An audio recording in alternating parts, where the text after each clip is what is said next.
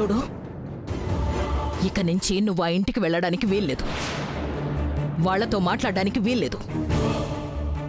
నువ్వసలు నీ హాస్టల్ దాటి బయటికి రావడానికే వీల్లేదు. అర్థమైందా?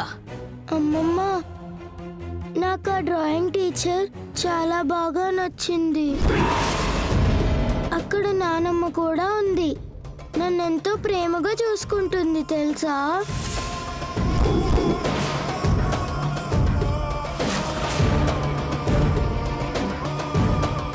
నాన్నమ్మంటోంది. కొంపతీసి వాళ్ళ గురించి తెలిసిపోయిందా ఏంటి? అక్కడ ఒక పోలీస్ కూడా ఉన్నారు. ఆ ఇల్లు నాకు చాలా బాగా నచ్చిందమ్మమ్మ. అందరూ నన్ను భలేగా ఆడిస్తున్నారు. లేదమ్మా, అసలు నువ్వు వాళ్ళ గురించి ఆలోచించకూడదు. లేదమ్మమ్మ, నేను అప్పుడప్పుడు వెళ్ళి వాళ్ళతో ఆడుకుని వస్తానమ్మమ్మ. ప్లీజ్ అమ్మమ్మ. స్వీటీ, చెప్పిన మాట వినాలి. నీ నోటి నుంచి వాళ్ళ గురించి గాని వాళ్ళ ఇంటి గురించి గాని ప్రస్తావన రాకూడదు. అర్థమైందా? ప్లీజ్ అమ్మమ్మ. అక్కడ నాకు చాలా హ్యాపీగా అనిపించింది. ప్లీజ్ అమ్మమ్మ, అప్పుడప్పుడు వాళ్ళ ఇంటికి వెళ్తాను. ప్లీజ్ ప్లీజ్ అమ్మమ్మ, ప్లీజ్ అమ్మమ్మ, ప్లీజ్ ప్లీజ్. వద్దని చెప్తుంటే అర్థం కాదా నీకు? అత్తయ్య,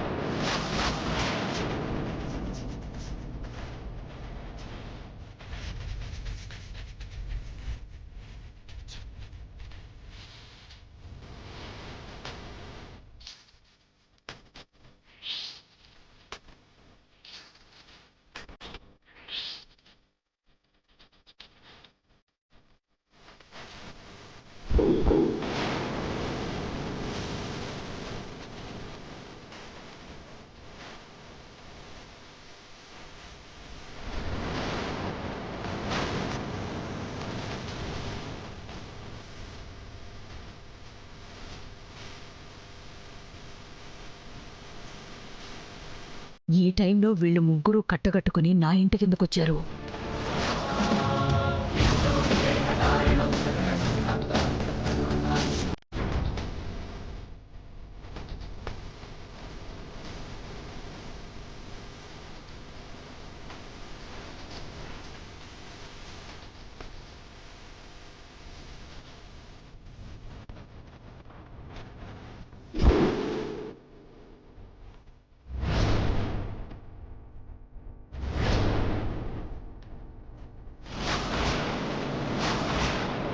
కాంచనవల్లి, నీకసలు బుద్ధుందా? చిన్న పిల్ల మీద చెయ్యెత్తుతావా? అసలు మీరెందుకొచ్చారు? ప్రెస్ మీట్ పెట్టి పరువు తీయద్దు అని నా కాళ్ళ మీద పడి బతిలాడుకోవడానికి వచ్చారా? నా కూతుర్ని మాతో పాటు మా ఇంటికి తీసుకెళ్ళటానికి వచ్చాం.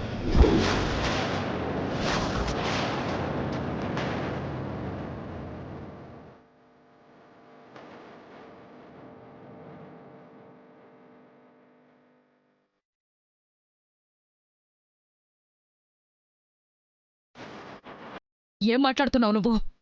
నీ కూతురేంటి? స్వీటీ నా రక్తం పంచుకు పుట్టిన నా కూతురు.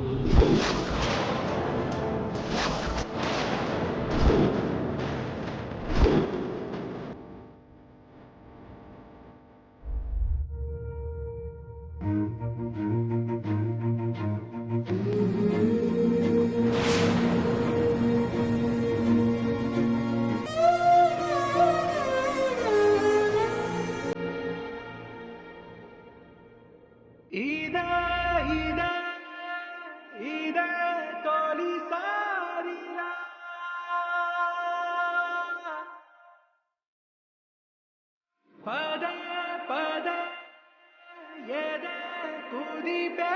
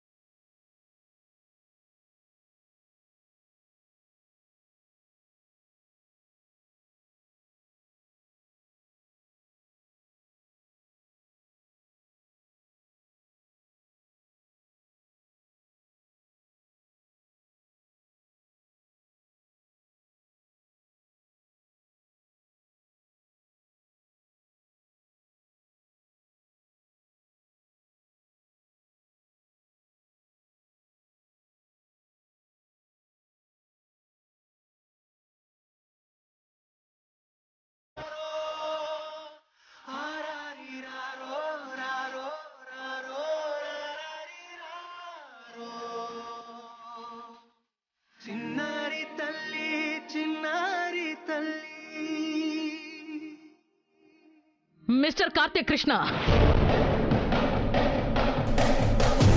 పిచ్చిగాని పట్టిందా నీకు?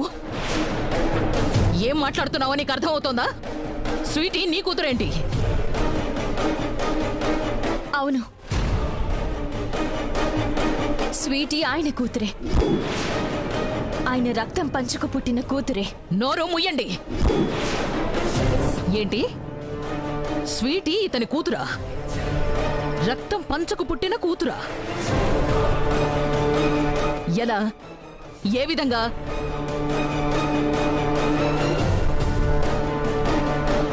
తొమ్మిది నెలలు నిండు చూలాలిగా ఉన్న నా కూతుర్ని ఈ దుర్మార్గుడు పట్టన పెట్టుకున్నాడు. నా కూతురి కడుపులో బిడ్డ ఈ లోకాన్ని చూడకుండానే కన్ను మూసింది. లేదు, పల్లవి యొక్క కడుపులో బిడ్డ ఈ లోకాన్ని చూసింది. ఆ బిడ్డే ఈ స్వీటీ.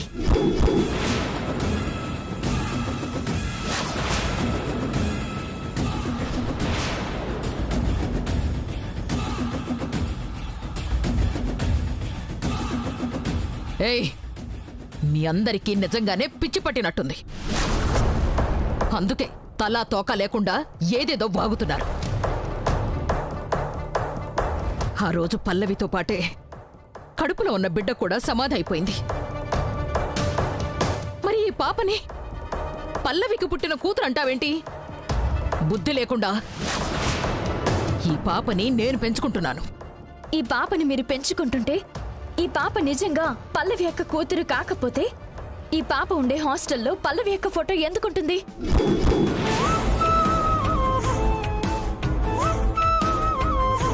పల్లవి యొక్క తన అమ్మ అని దేవుడి దగ్గరికి వెళ్ళిందని స్వీటీ అందరితో ఎందుకు చెప్తుంది? ఈ పాపని పరాయిదాన్లా కాకుండా నా సొంత మనవరాల్లా పెంచుకుంటున్నానే. అందుకే పల్లవిని తనకి అమ్మ అని చెప్పాను. ఈ లోకంలోనే లేదు అని చెప్పాను. ఇది అబద్ధం. స్వీటీ పల్లవి యొక్క రక్తం పంచుకు పుట్టిన కూతురు. ఇది అక్షరాల నిజం. అని ఏ విధంగా అంటావు నువ్వు? అందుకు ఆధారాలేంటి? దేవి గారు,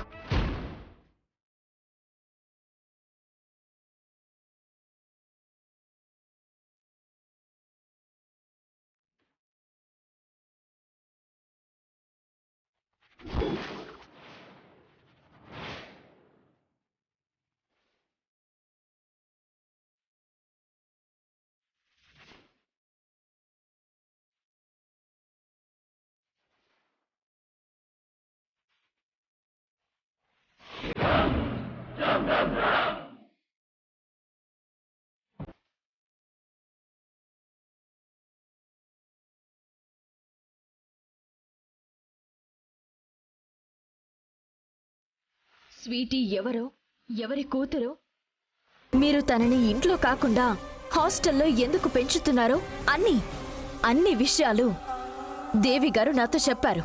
దేవి, క్షమించండి మేడం. ఇక ఆపండి. ఆవిడ్ని నిలదీస్తే నిజాలు మొత్తం చెప్పింది. పాప నా రక్తం పంచుకు పుట్టిన నా కూతురని చెప్పడానికి ప్రూఫ్స్ ఏంటని మీరు ఇంకా అడిగితే ఆ ప్రూఫ్స్ని మీకు కోర్టు ద్వారా ఇప్పిస్తాను. కానీ నిజమేంటో మీ మనస్సాక్షికి తెలుసు. స్వీటీ నాకు పల్లవికి పుట్టిన మా బిడ్డని మీకు తెలుసు. నా కూతుర్ని నాతో తీసుకెళ్ళనివ్వండి. ఇవ్వను, పంపించను. నా కూతుర్ని చంపిన రాక్షసుడివి నువ్వు. దాన్ని చంపినట్టే ఈ పసిదాన్ని కూడా చంపేస్తావు. కాంచనవల్లి, నువ్వసలు మనిషివేనా? పల్లవి విషయంలో ఇప్పటిదాకా నా కొడుకు మీద నువ్వు వేసిన నిందలు సరిపోలేదా? ఇప్పుడు మళ్ళీ కొత్త నిందలు మొదలు పెట్టావా? నా కొడుకుని పట్టుకుని కన్న కూతుర్ని చంపేసే కసాయవాడని మాట్లాడతావా? ఆ మాట అనడానికి నీకసలు నోరెలా వచ్చింది? ఆ మాట నిజం. అందుకే ఇతని నీడ నా మనవరాలి మీద పడకూడదని హాస్టల్లో పెంచుతున్నాను. నువ్వు చాలా దుర్మార్గంగా మాట్లాడుతున్నావు. కార్తీక్ ఇప్పటికీ పల్లవి ప్రేమలోనే బ్రతుకుతున్నాడు. పల్లవికి ప్రతిరూపమైన పాపని, వాళ్ళ బంధానికి నిదర్శనమైన పాపని మా ఇంటికి తీసుకెళ్ళనివ్వు. పాపని చూసైనా నా కొడుకు ఆ బాధలోంచి బయటికొస్తాడు. స్వీటీ కేవలం నా మనవరాలు అంతే. తనతో మీకెలాంటి బంధం, రక్త సంబంధం లేవు. ముందు మీరిక్కడి నుంచి వెళ్ళండి. మర్యాదగా వెళ్ళండి. వెళ్ళండి.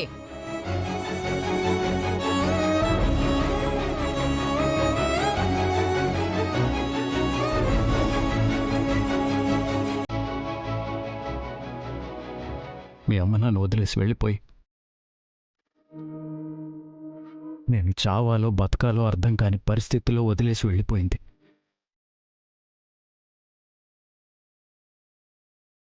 నువ్వు వచ్చి ఈ నాన్నకు ఊపిరిపోసి బతికిస్తావా తల్లి?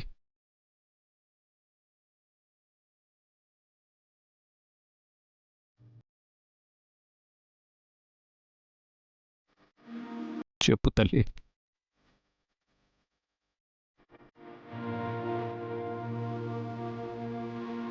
మీ అమ్మ గుర్తుగా నేను చూసుకుంటానమ్మా. నీకోసమే బతుకుతానమ్మా. నాతో వస్తావా? పోయిన మీ అమ్మని నీలో చూసుకునే అదృష్టం నాకు ఇస్తావా?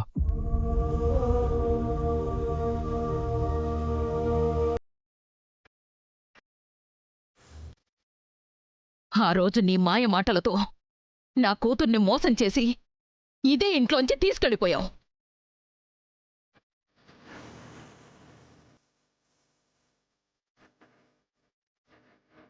కానీ నా మనవరాల్ని తీసుకెళ్లలేవు మిస్టర్ కార్తిక్ కృష్ణ.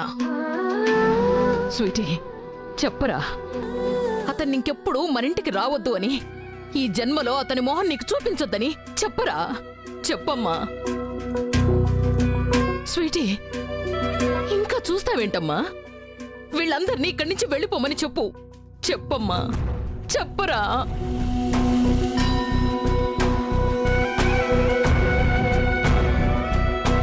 అమ్మమ్మ, నువ్వంటే నాకు చాలా ఇష్టం,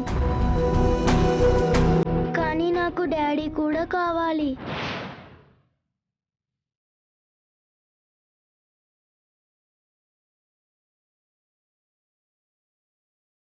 స్కూల్లో అందరికీ డాడీ ఉన్నారు, నాకొక్కదానికే లేరు.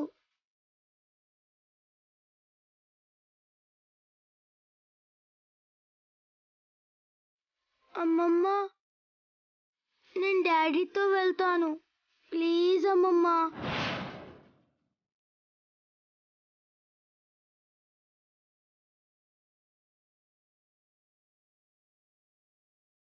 అది కాదురా Sweety. Stop it! Just stop it!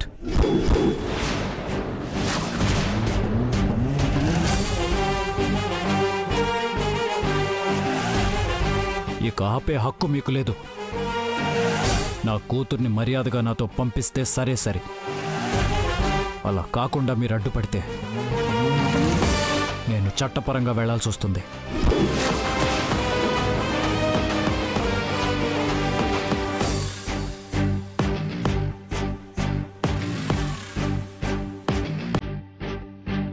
అమ్మ స్వీటీ, వెళ్దాం పద. స్వీటీ,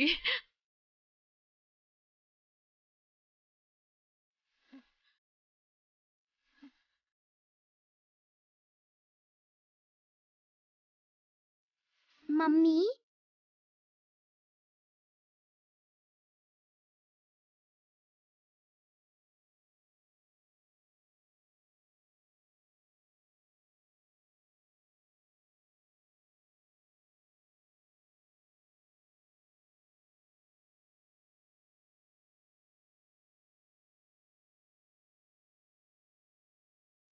నానమ్మ,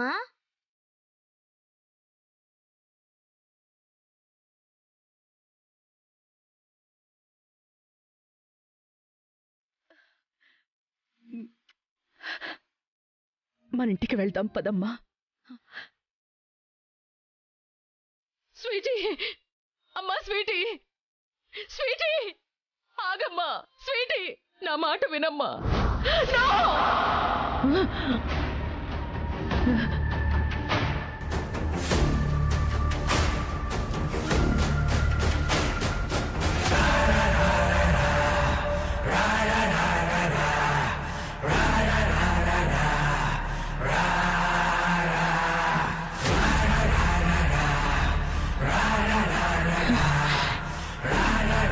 ఇలాంటి భయంకరమైన పీడకల కన్నానేంటి?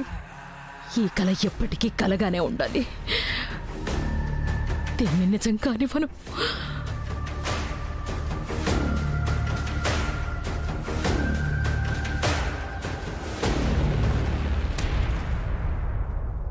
నమస్కారం పూజారి గారు. నమస్కారం అమ్మా. కూర్చోండి.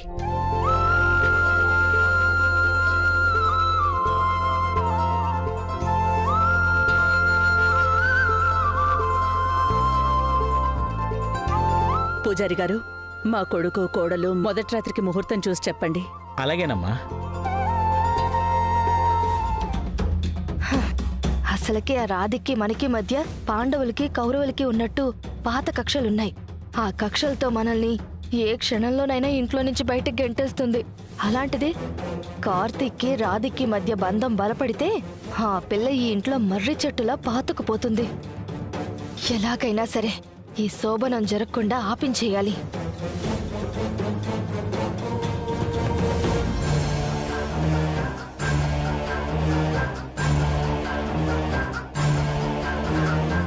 ఇంకా ఏంటి ఆలోచిస్తారు? ఇలా రండి.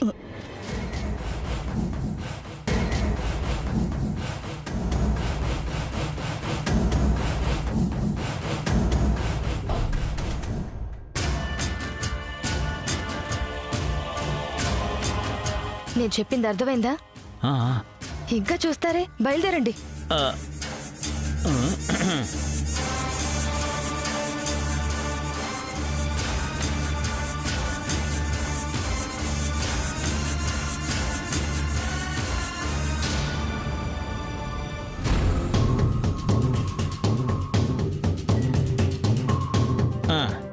అమ్మా, వచ్చే బుధవారం పంచమి, చాలా శుభకరమైన రోజు. ఆ రోజు శోభన ముహూర్తానికి ఏర్పాట్లు చేయండి.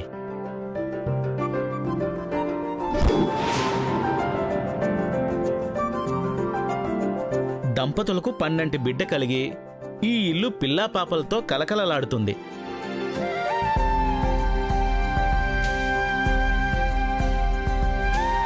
చాలా సంతోషం పూజారి గారు.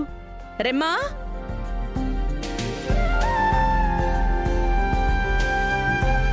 తీసుకోండి పూజారి గారు.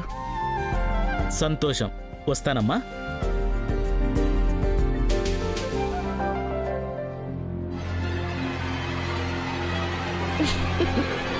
పాపం.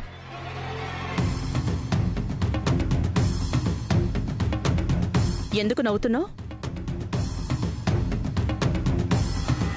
నీ అమాయకత్వానికి జాలేస్తుంది. నీ పిచ్చి ఆరేయటానికి నవ్వు వస్తుంది.